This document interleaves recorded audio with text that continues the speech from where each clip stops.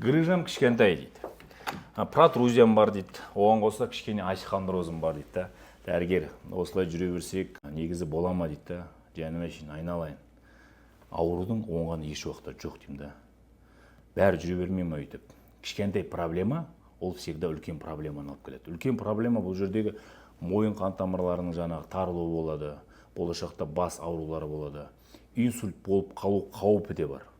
Давлениенің ойнап түсіп көтерілуі де бар.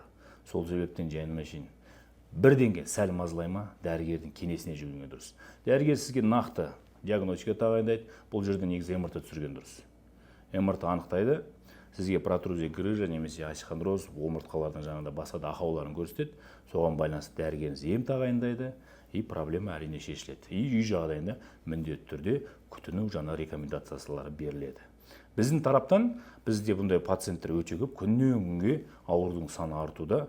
Біз жаңағыда физиотерапевтическое лечение, одан кейін плазмотерапия және де үй жағдайында жасалатын жаңа жаттығуларды тағайындап жатамыз. Ауырмай ауруды алдын алыңыздар.